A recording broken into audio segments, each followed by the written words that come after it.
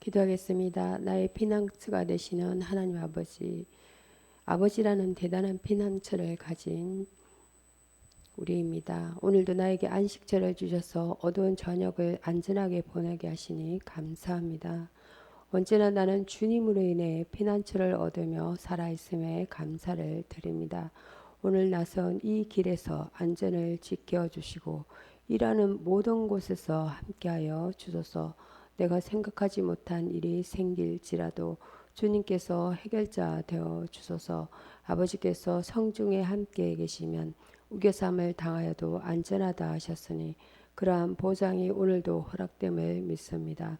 돌아갈 곳이 있는 사람은 언제나 여유가 있는 것처럼 아버지라는 대단한 피난처를 가진 나도 쫓기듯 전전긍긍하지 말게 하소서.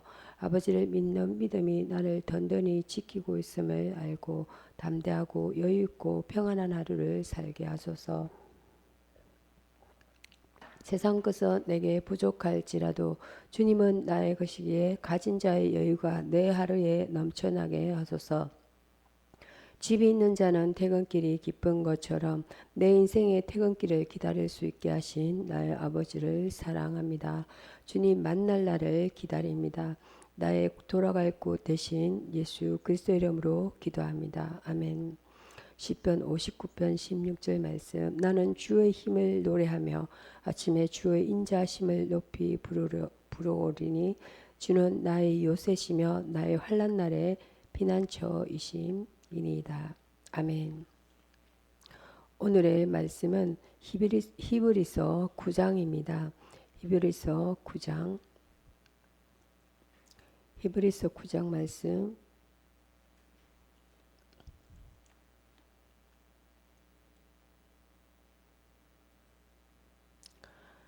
그러므로 하늘에 있는 것들의 모형은 이런 것들로서 정결하게 할 필요가 있었으나 하늘에 있는 그것들은 이런 것들보다 더 좋은 제물로 할지니라.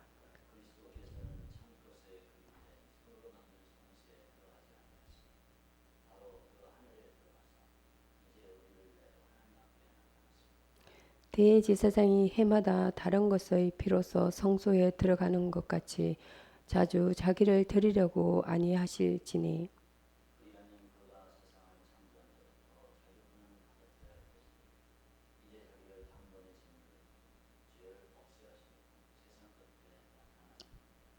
한 번 죽는 것은 사람에게 정해진 것이요 그 후에는 심판이 있으리니 합독하십니다. 이와 같이 그리스도 많은 사람의 죄를 담당하시려고 단번에 들이신 바 되셨고 구원에 이르게 하기 위하여 죄와 상관없이 자기를 바라는 자들에게 두 번째 나타나시리라. 아멘. 히브리서 9장 23절에서 28절까지 전체 9장 내용 전체 내용 중에서 1절에서 7절 말씀은 성막에서의 예배라는 주제로 내용을 언급하겠습니다. 사도는 여기서 성막에 대하여 언급하고 있다라는 것입니다. 성막은 두 부분으로 나뉘어서 안쪽 부분을 둘째 장막이라 하고 바깥쪽 부분을 첫째 장막이라고 불렀습니다. 사도는 또한 이 장막의 양쪽에 어떤 것들이 있는지를 기록하고 있다라는 것입니다. 첫째 장막에 있던 것들은 1절에서 5절 말씀에 보면 덩대입니다. 덩대는 결코 비어 있거나 꺼져 있는 것이 아니라 등장불이 항상 타오르며 밝혀져 있다라는 것입니다. 또한 성막에는 창문이 없기 때문에 이 덩대의 빛이 꼭 필요하다는 것입니다. 그러나 이 빛은 의의 태양이신 그리스도께서 비춰주시고자 하는 온전한 빛과 비교하여 볼 때 단지 덩잔불에 불과하다는 것입니다. 상과 그 위에 차려져 있는 진설병입니다. 상은 덩대 바로 맞은편에 놓여져 있었습니다. 우리는 어두움 속에서 그의 상 앞에 다가갈 수 없다라는 것입니다. 우리는 그리스도로부터 나오는 빛으로 주님의 몸을 분간해야 한다는 것입니다. 그는 생명의 떡이시며 아버지의 집에는 이 양식이 충분하고 또한 넘친다라는 것입니다. 우리는 그리스도로부터 신선한 떡을 공급받을 수 있으며 특히 매주일에 더욱 그러합니다. 사도는 둘째 장막 안의 성소 내부 즉 지성소라고 불리는 곳에 무엇이 놓여 있는가를 기록하고 있습니다. 이곳에 있는 기명들을 살펴보고자 합니다. 금항료입니다. 이 금항료는 향을 담아두거나 향을 태우도록 만드는 그릇입니다. 사면을 순금으로 싼 언약궤입니다. 4절이 되겠습니다. 언약궤 안에는 무엇이 있으며 언약궤 위에는 무엇이 있는가입니다. 첫째로는 언약궤 내부에 있는 것들입니다. 먼저 만나를 담은 항아리가 금 항아리가 들어 있었습니다. 이것은 광야에서 헤매던 이스라엘 백성을 하나님께서 기적적인 방법으로 먹이셨던 일을 기념하기 위한 것입니다. 이는 그들로 하여금 하나님의 은혜를 절대로 잊지 않게 하고 또 이후에도 하나님을 불신하지 않도록 하기 위한 것이었는데 이는 그들로 하여금 하나님의 은혜를 절대로 잊지 않게 하고 그 또 이후에도 다음은 아론의 쌍난 지팡이가 들어 있었습니다. 이것은 아론과 모세가 놀라운 일들을 행했던 하나님의 지팡이였습니다. 또 이것은 하나님께서 놀라운 일을 행하게 하실 그리스도의 상징이었습니다. 마지막으로 언약의 비석들이 들어 있었습니다. 비석들이 들어 있었습니다. 여기에는 하나님의 율법이 기록되어 있었고 이것을 중요하게 보존한 것은 하나님의 율법에 대한 존중과 우리 역시 마땅히 그 법을 지켜야 한다는 것을 의미하기도 합니다. 둘째, 이 언약궤 위에는 무엇이 있었는가? 5절 말씀에 속죄판입니다. 이 속죄판이 언약궤를 덮고 있었습니다. 이것은 순금으로 또 되어 있었고 언약의 비석이 들어있는 언약궤를 완전히 덮을 수 있는 크기로 만들어졌습니다.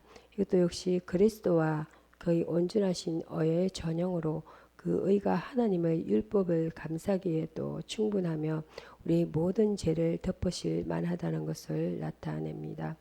영광의 거룩 이것은 속죄판을 덮고 있으며 하나님의 거룩한 천사들을 의미하기도 합니다. 6절 말씀에 사도는 그 장소에서 시행되었던 예배와 의무를 언급하고 있습니다. 일반 제사장들은 하나님께 드리는 예배를 수행하기 위하여 첫 번 장막에 들어갑니다. 이곳은 제사장 외에 아무도 들어갈 수 없는 장소입니다. 일반 제사장들은 첫 번 성소에만 들어갈 수 있었고 지성소에 들어가는 것은 사형에 해당하는 죄로 간주되었습니다. 두 번째 장막인 안쪽 장막에는 대제사장만이 들어갈 수 있었습니다. 7절입니다. 이 지성소에는 대제사장 위에는 아무도 들어갈 수 없다는 것입니다. 이와 같이 천국에는 그리스도만이 자신의 권리와 공로로 들어가실 수 있다라고 합니다. 대제사장은 피 흘리는 제물이 없으면 지성소에 들어갈 수가 없고 우리도 오직 그리스도의 피에 의지하였으마니 이 세상에서나 혹은 이 다음에도 하나님 앞에 나아갈 수가 있습니다. 7절 말씀에 대제사장은 먼저 자기 자신과 자기 죄를 사함받기 위하여 또 제물을 드려야 했습니다. 그리스도는 율법 아래 있는 누구보다도 뛰어나신 분이시며 대제사장이시다는 겁니다. 왜냐하면 그분은 자신을 위하여 희생 제물을 드려야 아무런 잘못도 없는 분이시기 때문입니다. 또한 이것은 사역자들이 그리스도의 이름으로 성도들을 위하여 중재할 때 그들이 먼저 그리스도의 피의 공로로서 자신의 죄를 사하여 주시기를 구하여야 한다는 사실을 가르쳐 줍니다. 율법 시대의 대제사장은 자기 자신을 위해서도 백성들을 위해서도 속죄의 제사를 드리는 일을 계속해야만 했습니다. 반면에 우리의 대제사장은 그의 백성들을 위하여 제사를 드리는 일을 잊지 않으십니다. 그는 이 땅에 거하는 자기 백성들의 유익을 위하여 자신의 대속의 공로에 의지하여 호소하고 계시는 것입니다. 히브리서 9장 8절에서 14절 말씀은 그리스도의 피라는 내용이 되겠습니다. 사도는 장막에 대한 규례를 통하여 성령께서 우리에게 전하시고자 한 의미를 전달해 줍니다. 지성소로 들어가는 길이 열려 있지 않았었습니다. 8절입니다. 구약 시대에는 하나님께로 나아가는 길이 자유롭지 못했으나 이제는 하나님께 나오는 길을 완전히 활짝 열어 놓으셨습니다. 9절 말씀은 이 장막은 현재까지 뷰에 불과한 것이었습니다. 어떤 예물과 제사도 드리는 자의 양심까지 깨끗하게 할 수 없었습니다. 9절입니다. 그것들은 하나님의 진노에 대한 공포를 벗겨주지 못했다는 것입니다. 따라서 그것들을 통하여 그는 그 당시의 죄에서는 벗어날 수 있었지만 죄로부터의 완전한 구원에 이를 수는 없었습니다. 그리스도께서 오셔서 계약이 있을 때까지만 구약의 제도는 존속하는 것입니다. 10절 내용이 되겠습니다. 구약의 규례는 영원히 지켜지기 위한 것이 아니라 다만 그리스도께서 오셔서 약속되었던 더 좋은 것들이 실현될 때까지만 지속되는 것입니다. 우리는 복음 아래 있으므로 율법 아래 있던 사람들보다 훨씬 더 큰 유익을 얻고 있습니다. 그러므로 우리는 좀 더 나아져야 하며 그렇지 않으면 더욱 나빠질 것입니다. 11절과 12절 말씀을 보면 사도는 예수를 그리스도로 믿는 사람들에게 편지하는 만큼 당연히 그리스도가 율법의 제사장들보다 한없이 높으심을 언급하고 있습니다. 11절에는 그리스도께서 장래 좋은 일의 대제사장으로 오사 구약이 장래 나타날 것에 대한 그림자라면 신약은 구약의 성취입니다.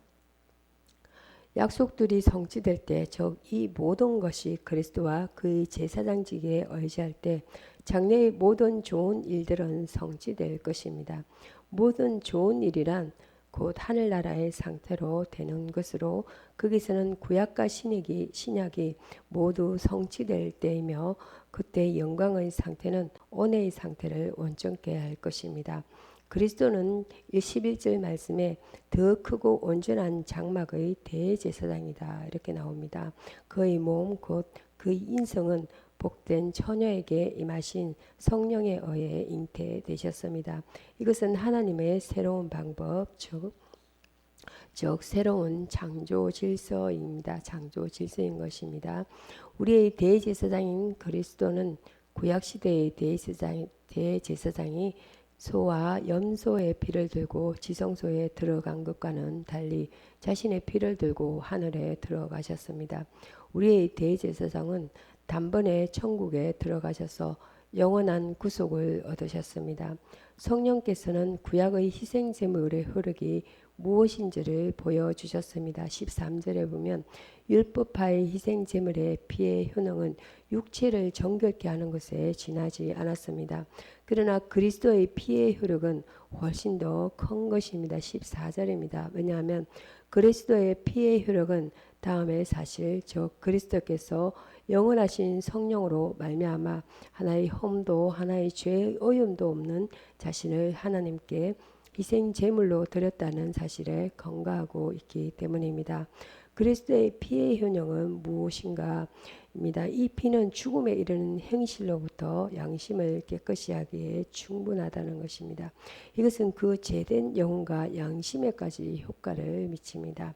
이 피는 우리로 하나님께 봉사하는 삶을 살게 하며 성령의 은혜로운 가마력을 통하여 영혼을 거룩하게 하여 재생시킵니다. 히브리서 9장 15절에서 20절 말씀에는 그리스도의 피라는 내용이 되겠습니다. 복음은 여기서 언약으로 다뤄주고 있습니다. 계약은 양자간 혹은 다수간에 자기들의 권리하에 있는 어떤 일에 대하여 체결한 합의입니다. 이 합의는 합의서 내용에 밝혀둔 바 일정한 시간에 일정한 방법으로 그 효력을 발생합니다. 그러나 유언은 일방적 유언자의 자의에 의해서 와여 선포되는 행위입니다. 이 유산은 유언자가 정해놓은 유산 상속에게 수여됩니다. 그리고 이것은 유언자가 죽은 후에 그 흐름을 발생합니다. 15절 말씀에 그리스도는 새 언약의 중보자이시다는 겁니다. 그러므로 그는 율법 혹은 첫 언약을 범한 사람들을 구원하시고 부르심은 입은 자들로 하여금 영원한 기업의 약속을 얻기에 합당하도록 자격을 부여해 주시는 것입니다. 이 새 언약이 효력이 발생되기 위해서는 그리스도가 죽는 것이 필요하였습니다. 사도는 이것을 두 가지로 증명하고 있습니다. 모든 유언의 일반적 특징으로 증명하고 있습니다. 16절입니다. 어떤 재산이나 권리도 유언자가 죽기 전에는 상속이 집행될 수 없습니다. 18절과 19절 말씀에는 피 없이는 세워지지 않았던 첫 언약에 따라 모세가 취했던 특별한 방법을 들어서 증명하고 있다는 것입니다. 하나님께서는 19절 말씀에 하나님께서는 소나 염소의 피를 용납하셨고 이러한 방법으로 언약의 구약을 섭리하여서 유효하게 하셨습니다. 19절 말씀에 모세는 율법대로 모든 계명을 온 백성들에게 상세히 전하였다고 합니다.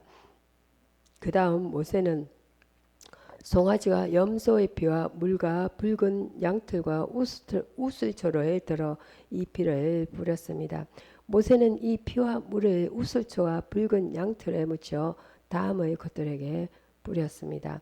첫째, 율법과 언약의 책에 뿌렸습니다. 둘째, 사람들에게 뿌렸습니다. 그리스도의 피가 우리에게 뿌리지 않는다면 우리는 아무런 유익도 얻지 못함을 의미합니다. 모세는 또한 이는 하나님이 너희에게 명하신 언약의 피라고 말하였습니다. 셋째, 장막과 모든 그릇에도 그 피를 뿌렸습니다. 이는 모든 희생 제물과 예배가 오직 그리스도의 피를 통해야만 연락된다는 사실을 나타냅니다. 히브리서 9장 23절에서 29절 말씀에는 그리스도의 피의 효과입니다. 하늘에 있는 것들의 모형들도 23절 말씀에 정결케 할 필요가 있다는 것입니다. 이 땅에 있는 하나님의 성전은 하늘의 모형이며 이 성전 안에서 하나님과 사귀는 것은 그의 백성에게 있어서 곧 지상에 있는 하늘나라인 것입니다. 본래 원형은 모형보다 더 좋은 법입니다. 그러므로 원형은 모형보다 더 좋은 제물을 들여서 거룩하게 구별하여야 합니다. 이 하늘에 있는 것들은 은혜로 시작하여 영광으로 완성되는 복음의 특권인 것입니다. 그러므로 그리스도의 희생이 율법의 제물보다 훨씬 더 훌륭하다는 것은 명백합니다. 그러한 점은 다음과 같다는 것입니다. 첫째, 24절 말씀에 희생제물이 바쳐진 장소가 더 훌륭하다는 겁니다. 율법 아래에서 바쳐진 것들은 사람의 손으로 만든 성전이었습니다. 그러나 그리스도의 희생제물은 자신이 직접 들고 하늘로 올라가셔서 하나님 앞에 바치셨습니다.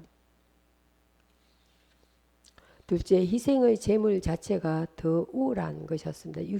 26절 말씀입니다. 율법 시대의 희생 제물은 각각 짐승의 생명과 피였습니다. 그러나 그리스도의 희생은 그리스도 자신의 몸이었습니다. 그는 자신의 피를 드렸던 것입니다.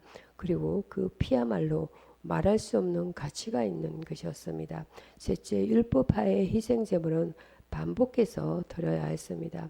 이것은 율법의 불완전성을 보여주는 것이었습니다. 그러나 그리스도의 희생은 온전하여서 한 번만 드려지고 그것으로 모든 목적을 이루기에 충분하였습니다. 23절입니다. 이제 자기를 단번에 제사로 들어 죄를 없게 하시려고 세상 끝에 나타나셨느니라. 넷째는 율법파의 제물은 효험이 없는 데 비하여 그리스도의 희생은 효험이 있다는 사실에서 그리스도의 희생이 우월함을 알 수 있습니다. 율법의 제물 그 자체가 죄를 씻을 수 없는 것이었습니다. 그러나 예수 그리스도의 단번에 드린 희생 제물은 죄를 완전히 깨끗하게 제거하십니다. 27절 28절 말씀에는 사도는 하나님이 인간에 대하여 정하신 바를 말함으로써 이 논증을 애정하고 있습니다. 인간에 대한 하나님의 뜻에는 두 가지 면이 포함되어 있다는 것입니다. 인간은 반드시 죽어야만 한다는 것입니다. 잘 죽는다는 것과 한 번만 죽는다는 것은 믿는 자들에게 위로가 됩니다. 그러나 죄를 가지고 죽는 사악한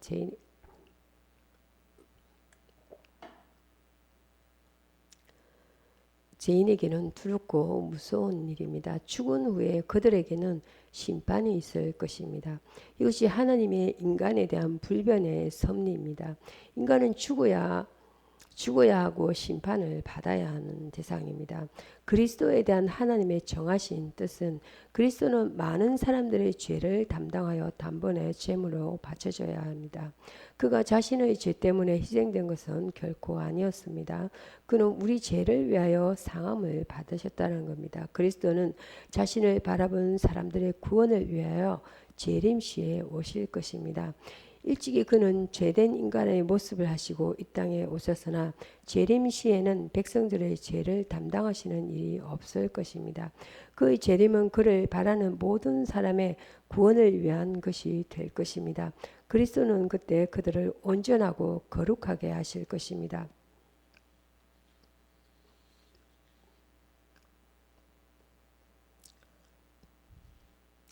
핵심 내용을 보겠습니다.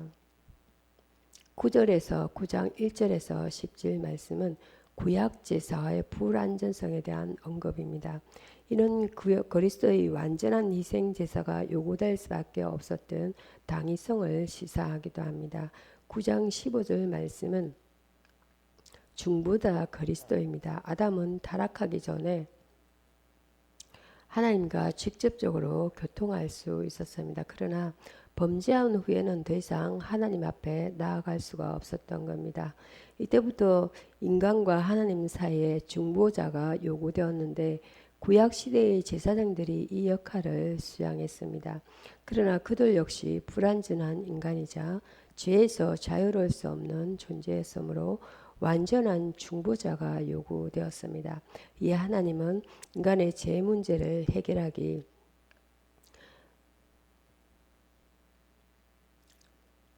위해 하나님의 아들이면서 완전한 인간이 되신 예수 그리스도를 대속 제물과 중보자로 삼으셨습니다. 묵상합니다. 9장 2절에서 5절 말씀 성소와 지성소입니다. 성소에는 덩대와 진설병과 상이 놓여 있습니다. 덩대는 7개의 덩장과 22개의 꽃받침으로 이루어져 있으며 저녁부터 아침까지 성전을 밝히기 위해 켜두었는데 이는 빛 대신 예수 그리스도를 상징합니다. 진설병은 발효되지 않은 고운 가루로 구운 떡으로 12개씩 상위에 놓여졌으며 이는 그리스도의 몸을 상징합니다. 상은 진설병을 놓아두는 곳이었습니다. 지성소는 하나님의 임재를 상징하는 장소로 1년에 한 번 대제사장만이 안에 들어가 제사를 드리던 곳입니다. 그 안에는 언약궤가 있고 이 언약궤 속에는 십계문과 만나를 담은 금 항아리와 아론의 쌍난 지팡이가 들어 있습니다. 9장 2절에서 12절은 제사의 불완전성과 완전성이라는 말씀 내용 보겠습니다. 묵상해 보겠습니다. 구약의 제사는 항상 제사장을 통해서만이 할 수 있는 제한성이 있었습니다. 옛 언약의 제사를 통해서도 하나님 앞에 나아갈 수는 있었으나 인간의 죄를 근본적으로 해결할 수는 없었습니다. 신약의 제사는 예수 그리스도로 말미암은 새 언약을 말합니다. 새 언약은 전상의 성소에서 이루어졌고 죄 문제를 효과적으로 해결했으며 단번에 영원한 속죄를 이루기 위하여 그리스도께서 친히 제물로 드려졌습니다. 그래서 이제는 다른 제사가 필요 없게 되었습니다. 오직 그리스도만이 우리의 진정한 중보자가 되셨습니다. 9장 15절에서 1절 말씀에 새 언약의 중보에 대해서 묵상합니다. 그리스도께서 그의 죽으심으로 하나님과 우리 사이에 맺어진 언약을 새롭게 하고 우리를 죄에서 새롭게 해주셨습니다. 예수님의 피로 말미암아 우리가 죄와 율법의 노예에서 자유케 되었으므로 우리는 이것을 감사해야 합니다. 9장 18절에서 21절 말씀에 언약의 동기와 가정이라는 내용으로 묵상합니다. 최초의 언약은 출애굽 후 언약의 주체인 하나님께서 객체인 모세에게 말씀하셨고 그 말씀은 이스라엘 백성들에게 그대로 전해졌습니다. 모세는 선포된 언약을 책에 기록하고 하나님은 10가지 언약을 돌뼈에 직접 기록하셨습니다. 그 모세가 피의 제단을 쌓음으로 하나님과 인간 사이의 언약이 확정되었습니다. 오늘 9장 2절에서 5절 말씀을 성소와 지성소의 차이점이 무엇인지 한번 나눠보겠습니다. 성소와 덩대와 성소는 덩대와 진설병과 상이 놓여 있습니다. 성소에는 덩대는 7개의 덩장과 22개의 꽃받침으로 이루어졌다고 말씀드렸습니다. 저녁부터 아침까지 성전을 밝히기 위해서 또 켜두었다고 했습니다. 이는 빛 대신 예수 그리스도를 상징한다고 전해드렸습니다. 진설병은 발효되지 않은 고운 가루로 구운 떡인데 12개씩 상에 놓여졌으며 그리스도의 몸을 상징한다고 했습니다. 상은 진설병을 놓아두는 곳입니다. 지성소란 하나님의 임재를 상징하는 장소로 1년에 한 번 대제사장만이 안에 들어가 제사를 드리던 곳입니다. 그 안에는 언약궤가 있고 이 언약궤 속에는 십계명과 만나를 담은 금 항아리 그리고 아론의 쌍난 지팡이가 들어 있습니다. 9장 2절에서 10절 말씀은 구약 제사의 불안전성에 대한 내용이 되겠습니다. 항상 제사장을 통해서만이 할 수 있는 제한성이 있었습니다. 옛 언약의 제사를 통해서도 하나님 앞에 나아갈 수는 있었으나 인간의 죄를 근본적으로 해결할 수는 없었습니다. 9장 11절과 12절은 신약 제사의 완전성입니다. 영원한 속죄를 이루사 단번에 성소에 들어가게 합니다. 신약 제사는 그리스도로 말미암은 새 언약을 말합니다. 새 언약은 천상의 성소에서 이루어졌으며 죄 문제를 효과적으로 해결했으며 단번에 영원한 속죄를 이루기 위하여 그리스도께서 친히 제물로 드려졌습니다. 그래서 이제는 다른 제사가 필요 없게 되었습니다. 오직 그리스도만 우리의 진정한 중보자가 되셨습니다.